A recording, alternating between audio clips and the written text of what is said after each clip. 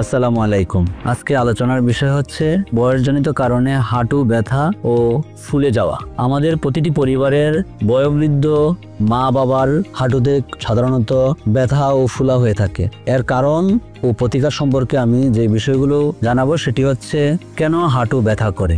1 নম্বর কারণ হচ্ছে অস্টিওআর্থ্রাইটিস, যেটি মূলত আমাদের হাঁটুতে যে কার্টিলেজ থাকে সেই কার্টিলেজের প্রদাহর কারণে হাঁটুতে ক্ষয় হয়ে থাকে, সেই কারণে অস্টিওআর্থ্রাইটিস হয়ে থাকে। 2 নম্বর হচ্ছে বাত ব্যথা, সেটি রুমাটয়েড আর্থ্রাইটিস, গাউট এসবের কারণে হাঁটুতে ব্যথা হয়ে থাকতে পারে। অতিরিক্ত ওজনের ফলে হাঁটুতে আমাদের অনেক সময় প্রচন্ড পরিমাণে ব্যথা হয়ে থাকে এবং ফুলে যায়। এবং লাস্টে যেটা বলবো কর্মহীনতার কারণে অনেক সময় হাঁটুতে ব্যথা ও ফুলা হয়ে থাকে।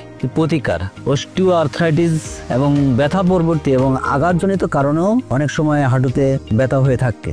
এর বড় প্রতিকার হচ্ছে সর্বপ্রথম যেটা করতে হবে, আমাদের হাঁটুর ফিজিওথেরাপি নিতে হবে, হাঁটুর এক্সারসাইজ করতে হবে এবং কর্মক্ষম হতে হবে। হাঁটুকে সচল রাখার জন্য নিয়মিত ব্যায়াম করতে হবে, কিছু সাপ্লিমেন্ট গ্রহণ করতে হবে, সর্বোপরি একজন বিশেষজ্ঞ চিকিৎসকের শরণাপন্ন হতে হবে। অন্যান্য যে কারণগুলোর কারণে হাঁটুতে ব্যথা হয়ে থাকে, বিশেষ করে অতিরিক্ত ওজন, কর্মহীনতা, এগুলো পরিহার করতে হবে। অতিরিক্ত ওজন কমালে আমাদের হাঁটুর যে স্ট্রেংথ, যে দৃঢ়তা, এটা ফিরে আসে।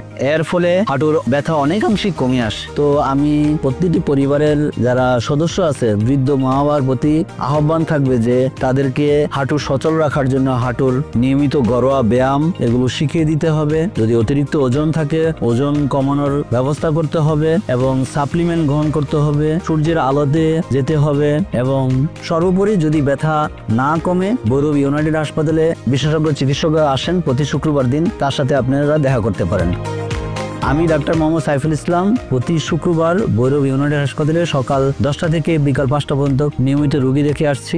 আর আমি বর্তমানে কর্মরত আছি ঢাকার জাতীয় অর্থোপেডিক হাসপাতাল ও পুনর্বাসন প্রতিষ্ঠান নিটোর, যেটি সারা বাংলাদেশে পঙ্গু হাসপাতাল নামে পরিচিত। ধন্যবাদ সবাইকে।